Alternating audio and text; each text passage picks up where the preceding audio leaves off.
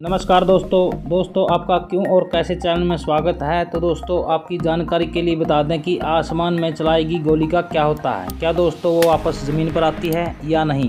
तो दोस्तों आशा करते हैं आपको जानकारी ज़रूर पसंद आएगी। तो चलिए इस वीडियो को शुरू करते हैं। दोस्तों क्या आपको पता है आसमान में चलाई गोली का क्या होता है। ऊपर से आई हुई गोली किसी की जान ले सकती है। और क्या बुलेट प्रूफ कांच गोली को कैसे रोक लेती है। तो दोस्तों आइए जानते हैं इसके बारे में।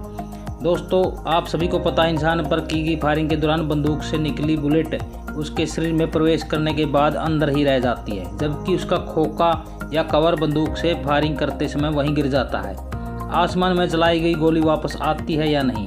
लेकिन क्या आप जानते हैं कि हवा में फायरिंग करने के बाद गोली कहाँ जाती है। यदि आपने कभी भी इस पर विचार नहीं किया तो आज हम आपको इसके बारे में पूरी जानकारी देंगे। दोस्तों सबसे पहले हम जानते हैं कि कार्ट्रिज कैसे बनता है।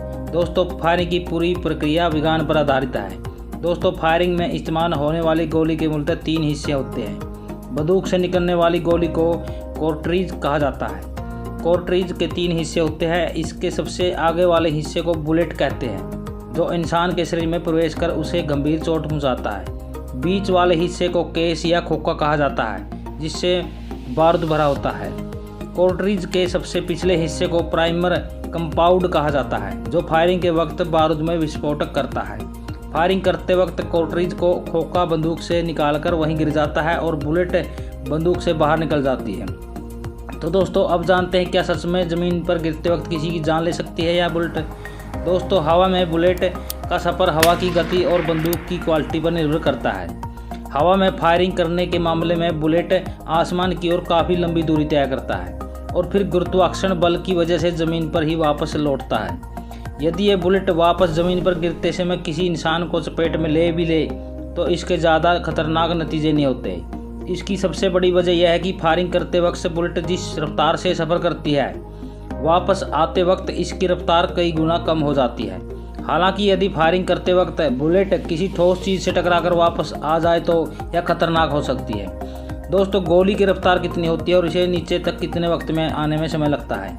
दोस्तों आमतौर पर किसी बुलेट की अधिकतम स्पीड 1000 से 2000 मीटर प्रति सेकंड होती है, जबकि विज्ञान कहता है कि यदि कोई वस्तु 11.2 किलोमीटर प्रति सेकंड की गति से पृथ्वी से छोड़ी जाए तो वह लौटकर धरती पर कभी नहीं आएगा। इसे पलायन वेग कहते हैं, क्योंकि पलायन वेग का मान 11.2 किलोमीटर प्रति सेकंड होता है और गोली का वेग 1 से 2 किलोमीटर प्रति सेकंड तक ही होता है। इस हिसाब से आप कह सकते हैं कि फायरिंग की गई गोली निश्चित ही लौटकर ज़मीन पर आएगी। तो दोस्तों आपको अच्छे समझ में आ गया होगा कि आसमान में चलाई गई गोली का क्या होता है, क्या वो पृथ्वी पर वापस आती है या नहीं। तो आप अच्छे से समझ गए होंगे।